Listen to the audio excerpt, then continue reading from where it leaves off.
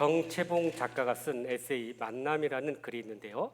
여기에 여러 가지 만남을 소개하고 있습니다. 그중에 몇 가지를 소개해 드리고 싶은데요. 먼저 가장 잘못된 만남을 생선 같은 만남이다 이렇게 소개합니다. 왜냐하면 만날수록 비린내가 난다는 거예요. 또 우리가 만나면서 가장 조심해야 할 만남이 있는데 그것은 꽃송이 같은 만남이랍니다. 왜냐하면 폈을 때는 좋아하는데 지면 금방 버리기 때문이죠. 또한 가장 아까운 만남이 있는데 그것은 지우개 같은 만남이라고 합니다. 만나자마자 금방 잊어버리게 된다는 거예요. 그런데 가장 아름다운 만남이 있다고 우리 작가는 소개한데 그 만남은 손수건 같은 만남이다 이렇게 소개합니다. 왜냐하면 상대방의 땀과 눈물을 닦아주기 때문이다. 그래서 가장 아름다운 만남이라는 거예요. 저는 여기다 하나 더 추가하고 싶은데 가장 복되고 가장 귀한 만남이 있는데 그것은 바로 예수 그리스도와의 만남이다. 아멘. 여러분, 우리가 이 땅에 살면서 많은 신들도 많은 우상들, 많은 종교들이 있는데 그중에 우리가 예수 그리스도를 믿고 이렇게 이 자리에 함께 와서 예배 드린다는 것이 얼마나 큰 복인지 모릅니다. 다른 분은 별로 아멘이 안 나와요. 같이 아멘이죠? 네. 그러니까 주님 안에서 이렇게 예배드리고 하나님의 자녀가 되고 한 주님 안에서 형제 자매가 됐다는 게 큰 복이라는 거예요. 그런 의미에서 우리는 저와 여러분은 하나님께 이렇게 큰 복을 받는 자라고 이야기할 수 있습니다. 오늘 말씀은 여리고의 한 맹인인 바디메오라는 사람의 치유 이야기입니다. 그는 나면서 이렇게 시각 장애인이었고 또 거지였어요. 그래서 혼자의 힘으로 살아갈 수 없는 그런 사람이었습니다. 그러나 그가 그의 인생의 가장 최고의 만남을 경험하게 되는데 바로 예수 그리스도를 만나게 된 거예요. 그래서 육신적인 눈도 뜨게 됐고 영적인 눈도 뜨게 되어서 주님을 따르는 복된 삶이 되었던 것입니다. 그러므로 우리가 어떻게 하면 이렇게 최고의 만남을 통해 복된 인생을 살아갈 수 있을 것인지 오늘 또 주시는 말씀을 통해 주님의 음성을 듣고 그렇게 순종함으로 가장 최고의 만남을 경험하는 저와 여러분의 삶이 되시기를 주님의 이름으로 축복합니다. 먼저 우리 46절, 47절 말씀 같이 한번 읽어볼까요? 시작. 그들이 여리고에 이르렀더니 예수께서 제자들과 허다한 무리와 함께 여리고에서 나가실 때 디메오라 아들이 맹인 거지 바디메오가 길가에 앉았다가 나사렛 예수시란 말을 듣고 소리질러 이르되 다윗의 자손 예수여 나를 불쌍히 여기소서 하거늘. 아멘. 예수님께서 제자들에게 마지막 십자가의 길을 걷기 위해서 예루살렘으로 올라가는 중이었습니다. 예루살렘의 관문인 여리고를 이렇게 들어오게 되셨는데요. 거기서 한 사람을 만나게 돼요. 여러분, 여리고 하면 우리가 가나안 땅에 처음 입성할 때 정복했던 그 여리고 성으로 유명한 장소죠. 그리고 이 여리고 하면 우리 또 생각나는 사람 있죠? 누구예요? 아주 키 작은 사람, 나무에 오른 사람. 여기까지 이야기했는데 답 안 나오면 우리 성경 공부를 더 해야 되겠죠? 바로 세리장 삭개오. 이 여리고가 얼마나 참 좋은 지역이냐면 살기도 좋고 기후도 좋고 그래서 많은 열매들이 자랍니다. 향나무, 또 감람나무, 또 이 대추나무, 종려나무라고 하죠. 이런 나무들이 잘 자라고요.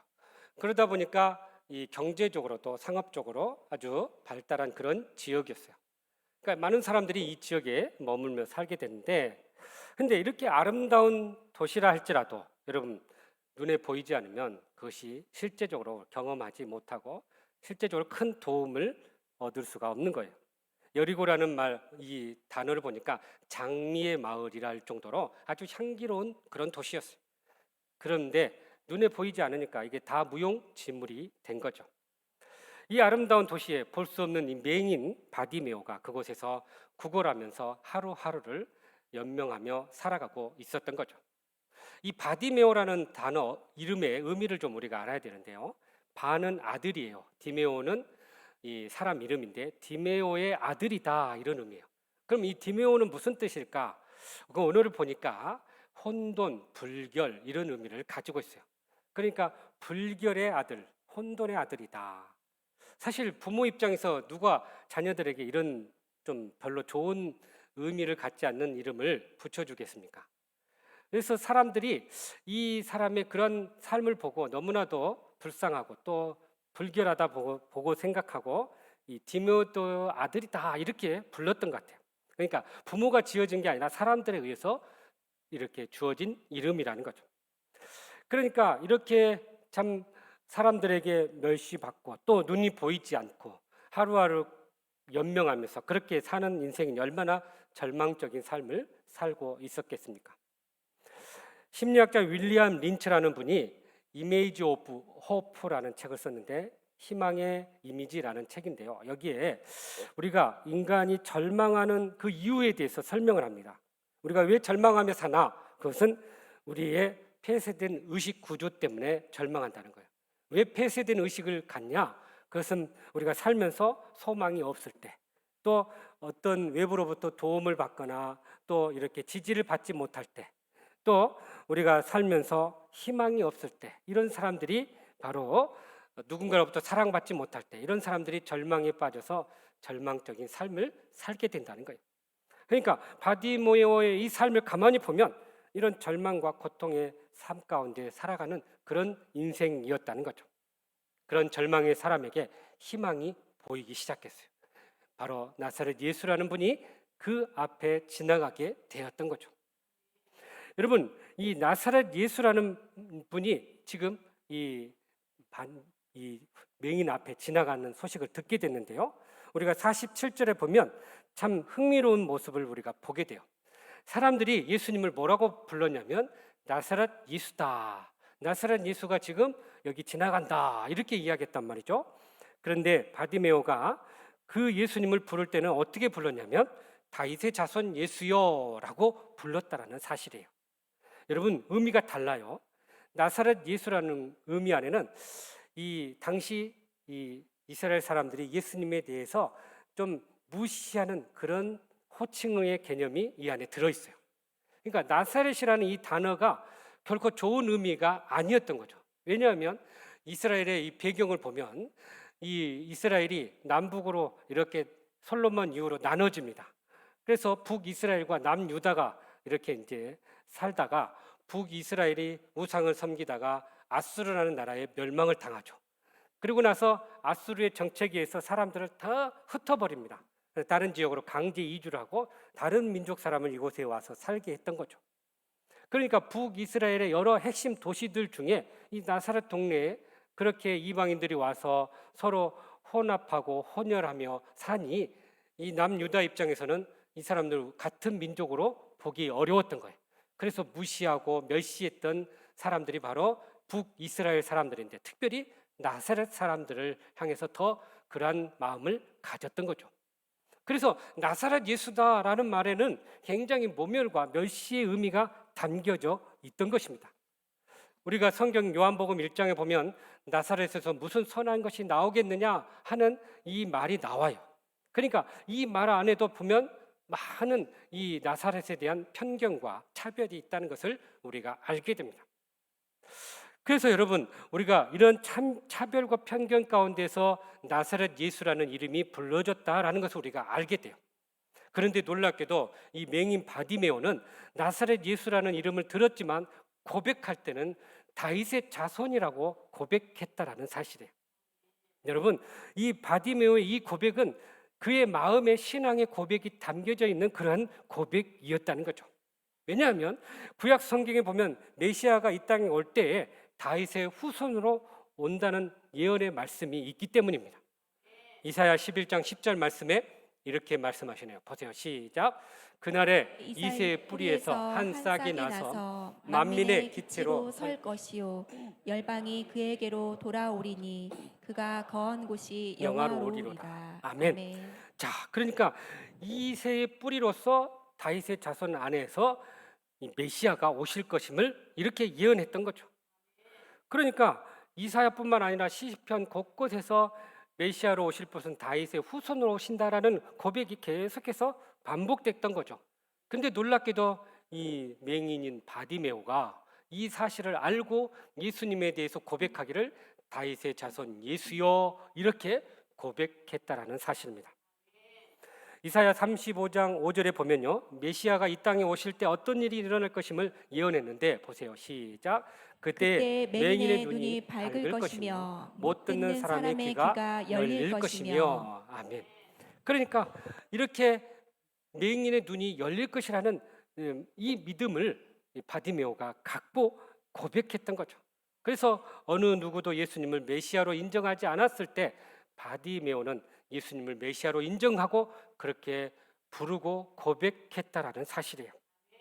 여러분 마가복음 상에서요 1장부터 지금까지 쭉 봤는데 그 누구도 예수님을 다윗의 자손으로 고백한 사람이 없다라는 거죠. 그렇게 많은 가르침과 기적과 또 많은 이적을 베풀었음에도 불구하고 사람들이 그것을 보고도 예수님을 메시아로 받아들이지 않았다는 거예요. 율법을 연구하는 율법 학자들도 그랬고요. 바리새인들은 늘 율법을 지키고자 했던 사람들인데 그들도 예수님을 받아들이지 못했어요. 심지어 예수님의 제자들 늘 예수님과 같이 다니면서도 예수님을 메시아로 인지하지 못하고 고백하지 못했다라는 사실입니다. 그런데 한낱 맹인인 여리고의 한 사람이 이렇게 예수님을 메시아로 고백하고 그를 부르고 있다라는 사실이에요. 여러분 예수님 입장에서는 지나가다 귀가 번쩍 뜨일 사건이에요. 아니 누가 나를 메시아로 인정하고 고백하고 있지? 그런 예수님의 마음이 있었던 거죠. 그래서 길을 가다 그를 이렇게 보게 된 거예요. 아마도 바디메오는 예수님에 대한 소문을 들었을 거예요. 그가 하신 일들, 그가 가르쳤던 말씀들, 또 그가 행했던 기적들 이런 모든 것을 들으면서 아 이분이야말로 하나님께서 예언하신 그 메시아구나 그것을 마음에 믿게 되었고 이렇게 고백하게 되었던 것입니다. 바로 이렇게 메시아를 고백하고 또 메시아를 인격적으로 만나는 삶을 통해서 그렇게 그의 인생이 변화되어 놀라운 삶을 살게 되었던 거죠. 이처럼 우리가 주님과의 최고의 만남을 갖기를 원한다면 우리는 주님에 대한 바른 믿음의 고백을 가지고 인격적인 주님과의 만남이 있어야 할 줄로 믿습니다. 그러므로 우리가 정말 최고의 인생의 변화와 만남을 갖기를 원한다면 바로 예수님과의 인격적인 만남을 통해서 우리의 믿음의 고백을 온전히 드리는 저와 여러분의 삶이 되시기를 주님의 이름으로 축복합니다. 계속해서 우리 48절 말씀 읽어볼까요? 시작. 많은 사람이 꾸짖어 잠잠하라 하되 그가 더욱 크게 소리질러 이르되 다윗의 자손이여 나를 불쌍히 여기소서 하는지라. 아멘. 자, 여기서 우리가 알아야 할 중요한 사실인데요. 예수님과 만나면 모든 문제가 한 번에 해결되지 않는다는 거예요. 해결되면 좋겠죠. 그런데 성경에 보면은 한 번만에 이렇게 해결되는 일은 거의 드물어요. 아주 특별한 경우에만 그래요. 오늘 또 봅니까? 예수님을 만나기 위해서 간절한 마음으로 기대하며 예수님 앞에 나아갔는데 장애물이 생긴 거예요. 여러분, 예수님께서 이렇게 우리에게 구하라, 기도하라, 그러면 주시겠다 하시지만 사실 이 말에는 한 번만에 들어주겠다라는 의미가 없어요. 오히려 그 단어 안에는 지속적인 의미가 담겨져 있어요. 그러니까 이 헬라어에서 현재 시제는 지속성의 의미가 있거든요. 그러니까 반복적으로 계속해서 구하고 기도해야 한다는 거죠. 그러니까 우리가 어떤 일을 기도하고 하나님 앞에 또 이렇게 구할 때 그냥 한 번만 해가지고 안 돼서 포기하지 말고 우리가 이것이 들어질도록 계속해서 기도해야 한다는 거예요. 우리가 이렇게 믿음으로 나가면 꼭 방해물도 있고 장애물도 있게 돼요. 오늘 본문에 보니까 예수님께서 이렇게 그 소리를 듣고 그냥 침묵했어요. 모른 채 하신 거예요. 더 나아가서 사람들이 꾸짖었어요. 잠잠하라, 조용하라. 왜 이렇게 시끄럽냐? 그렇게 사람들에 의해서 예수님께 나아가는 일이 막혀진 거예요. 그랬을 때 이 맹인의 행동을 보십시오. 반응을 보십시오. 한 번 요청하고 끝나지 않고 오히려 더 크게 소리 질렀다라고 이야기하고 있어요. 여기 우리가 주목해야 할 말이 바로 더욱 크게 소리 질렀다. 한 번만에 안 되더라도 여러 번 해서 안 되더라도 그게 될 때까지 더욱 크게 소리 질러야 한다는 거예요. 그 삶을 통해서 하나님께서 우리의 믿음을 보고 우리의 인내를 보고 우리의 마음의 진실함을 보고 하나님께서 이것을 들어주신다는 거죠. 그래서 우리가 크게 소리 질러야 할 이유가 있어요. 바디메오가 왜 이렇게 크게 소리 질렀을까요? 첫 번째는 예수님과의 거리감을 익히기 위해서요. 예수님이 지금 오신다고 하는데 어느 정도 계신지 모르니까 예수님을 크게 소리 질러 부른 거예요. 예수님! 부른 거죠. 그래서 예수님이 듣도록 크게 소리 질렀다. 두 번째는 자신을 꾸짖는 사람들에 대한 어떤 한거라고 할까요? 나는 예수님을 만나야 되는데 내 인생에 가장 중요한 기회가 왔는데 너희들 나한테 잠잠하라고 하는데 나 이렇게 할 수 없다. 나 예수님 꼭 만나야 된다. 이런 심정으로 방해하고 이렇게 막으려는 사람들에 대한 한거의 표시로 크게 소리질렀다는 거죠. 세 번째는 더 나아가서 주님에 대한 간절함이 들어있는 외침이었다는 거예요. 주님, 제발 저를 외면하지 마십시오. 주님, 저는 주님이 필요한 인생입니다. 간절히 부르짖을 때 주님께서 그 기도를 들으신 거예요. 여러분, 우리가 꼭 기억해야 할 것은 이렇게 한 번만에 들어주면 얼마나 좋겠지. 그러나 대다수 성경에서 이렇게 또 우리의 삶 속에서 응답받는 과정을 보면 많은 시간이 들린다는 거죠. 어떤 분은요, 남편 구원하기 위해서 40년 동안 기도했다는 분을 제가 만났어요.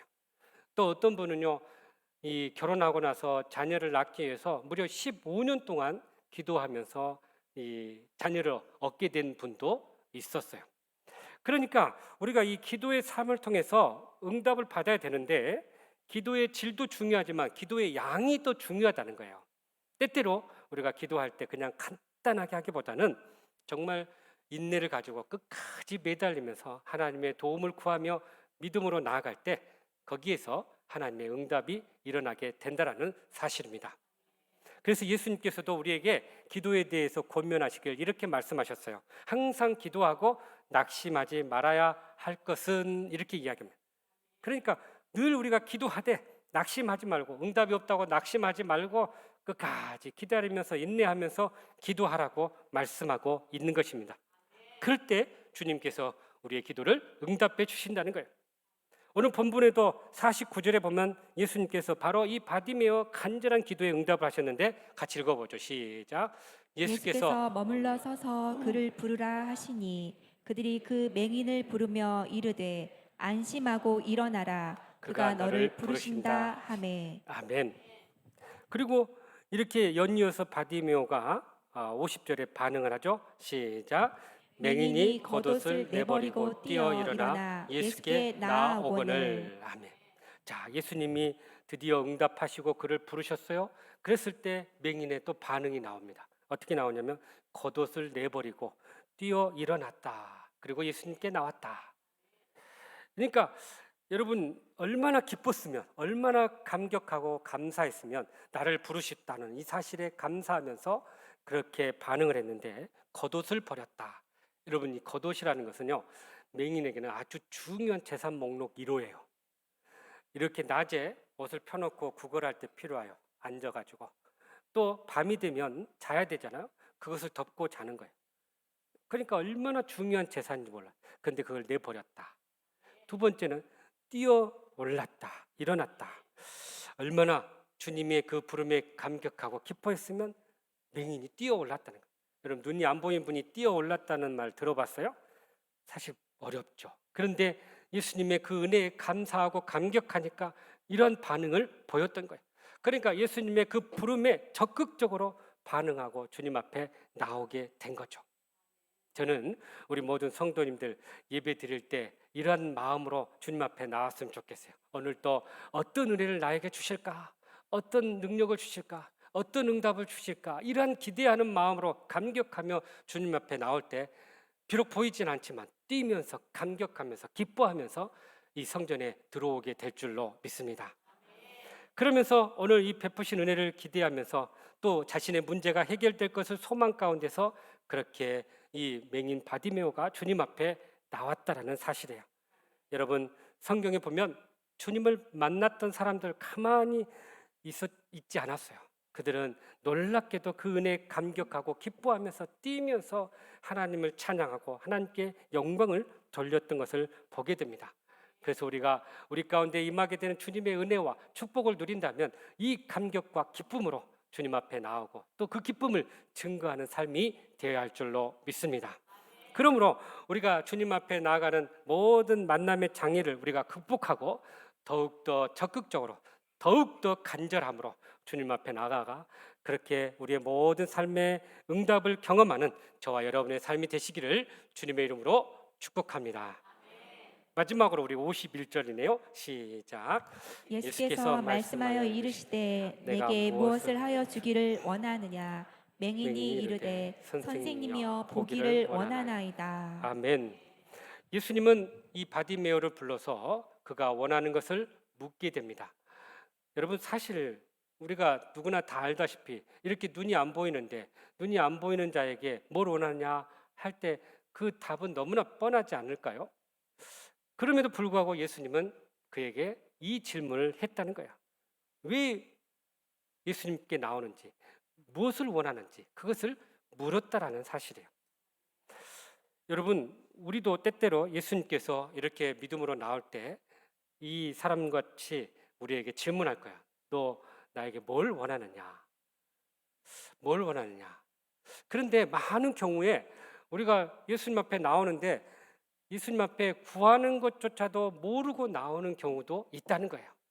어떤 분은 심지어 자기 문제가 있음에도 불구하고 이것이 하도 응답이 없고 하도 답이 없으니까 이제 체념하고 포기하는 가운데서 구하지도 않는 경우도 있다는 거예요.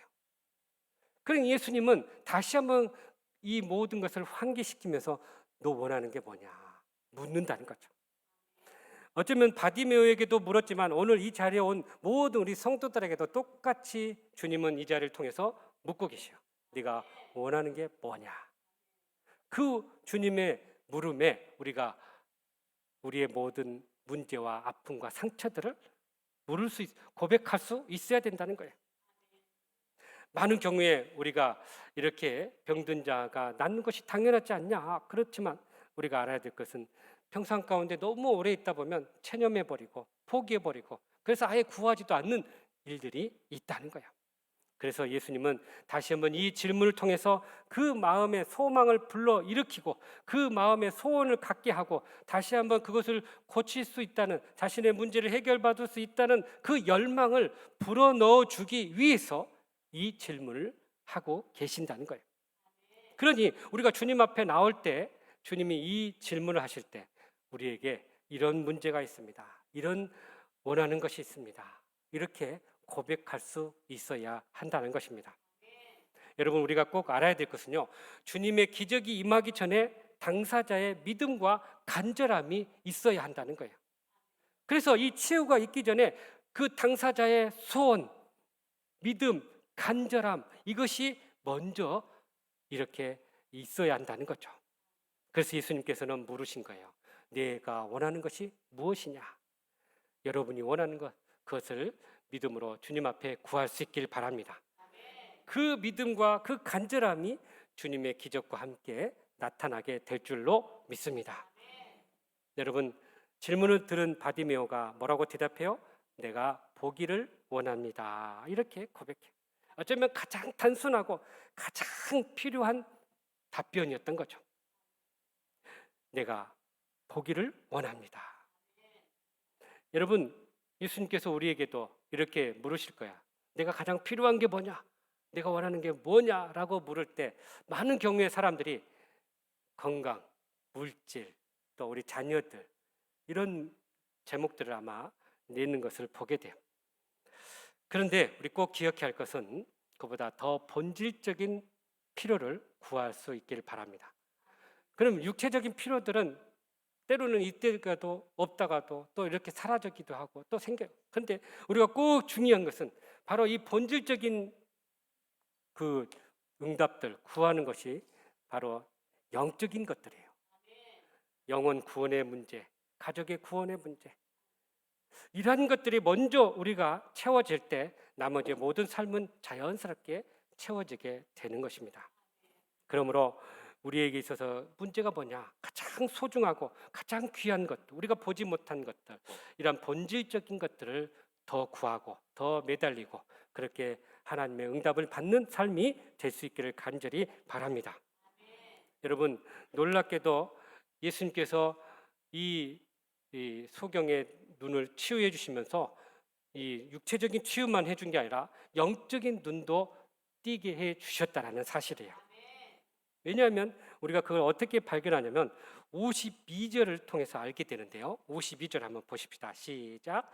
예수께서 이르시되 가라, 내 믿음이 너를 구원하였느니라 하시니 그가 보게 되어 예수를 길에서 따르니라. 자, 여기 후반부에 나온 단어예요. 그가 곧 보게 되어, 여긴 육신적인 눈을 뜬 거예요. 그리고 나서 뭐 했어요? 예수를 길에서 따르니라. 이건 영적인 눈을 떴다는 의미예요. 사실 이렇게 눈이 띄었으면 가장 먼저 해야 할 일이 뭘까요, 여러분? 그동안 안 보였어요. 눈이 띄었어요. 가장 먼저 뭘 할 것 같아요, 여러분 같으면? 맛있는 거 먹으러 가요? 자기 가족들 찾아갈 거 아니에요. 그리고 사랑하는 사람들 만나고 싶을 거 아니에요. 지금까지 다 자기에게 도움을 줬던 그분들 찾아가서 고맙다고 이야기할 거 아니에요. 그런데 그러지 않고 이 바디메오가 뭘 했어요? 예수님을 따랐다는 거예요. 영적인 눈이 띄었다는 거예요. 여기 가라, 예수님께서 가라 이렇게 말씀하셨어요. 그것은 뭐냐면 내 길을 걸어라, 내 인생을 가르라, 이제 너의 삶을 살아라, 그런 의미였는데 그 말을 듣고 이 바디메오가 이제 내 삶은 주님을 따르겠습니다, 사명자의 길을 걷게 되었던 거죠. 여러분, 우리가 예수님을 만나고 믿음의 삶을 살면요, 구원과 또 천국의 기쁨을 얻게 돼요. 그러면서 또 하나 주어지는 삶이 있는데 바로 사명의 삶이에요. 천국의 기쁨도 은혜도 누리지만 그러나 반대로 우리에게 주어지는 일이 있는데 그것은 하나님의 영광을 위해서 우리에게 주신 사명의 길이 있다는 거예요. 바로 그 길을 걷게 된다라는 사실입니다. 찬송가 305장에 보면 나 같은 죄인 살리신 이 찬양이 있어요. 여러분 다 아시죠? 영어로 Amazing Grace입니다. 근데 이것을 이 영문 가사를 한국어로 바꿀 때 빠뜨린 문장이 하나 있어요. 영어에는 이런 표현이 나와요. I was blind, but now I see. 그러니까 이전에는 못 봤지만 지금은 보게 됐습니다. 이 단어가, 이 문장이 사실 우리 한글 찬양에는 빠져 있어요. 근데 영문에는 이게 들어 있어요. I was blind, but now I see. 전에는 내가 못 봤지만 지금은 보게 됐습니다. 이것은 그냥 육신적인 눈만이 아니에요. 영적인 눈도 띄어져서 전에는 경험하지 못했지만 이제는 내가 영적인 것도 보게 됐습니다.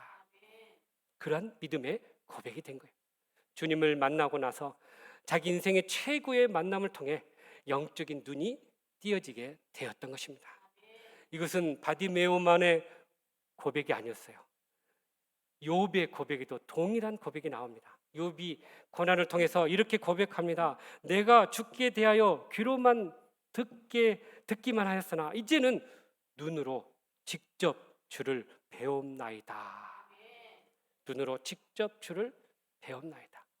이전까지는 귀로만 들었고 다른 사람에서 간접적으로 예수님에 대해서 들었지만 이제 내가 주님을 만나고 내가 직접 주님을 보게 됐고요. 이전에 보지 못했던 영적인 세계를 보게 됐습니다. 라는 고백이 나오게 된 것입니다. 사랑하는 성도 여러분, 그러므로 우리가 주님과의 이 영적인 만남을 통해서 그런 영적인 세계를 경험하고 진정한 변화와 능력의 삶을 살아가는 저와 여러분의 삶이 되시기를 주님의 이름으로 축복합니다. 사랑하는 성도 여러분, 주님 만나기를 원하십니까? 여러분의 삶에도 최고의 인생의 그러한 만남을 기대하고 있습니까? 그렇다면 오늘 주신 말씀처럼 주님에 대한 바른 믿음의 고백을 통해서 주님과 인격적인 만남을 가질 수 있기를 간절히 바랍니다. 또한 만남의 장애물과 여러 가지 방해 요소들이 있다 할지라도 더 적극적으로, 더 간절함으로 주님께 나아가 모든 문제를 해결받을 수 있기를 간절히 바랍니다. 나아가서 주님을 영적으로 경험하고 영적인 눈이 띄어서 그렇게 우리에게 주어진 이 사명의 길을 걸어가는 저와 여러분의 삶이 되시기를 주님의 이름으로 축복합니다. 기도하겠습니다. 사랑과 은혜가 풍성하신 하나님, 우리의 인생의 가장 최고의 만남이고 가장 귀하고 복된 만남인 예수님을 만남을 통해서 그렇게 우리의 삶의 놀라운 변화와 열매와 역사가 있게 하여 주시옵소서. 예수님의 이름으로 기도하옵나이다. 아멘.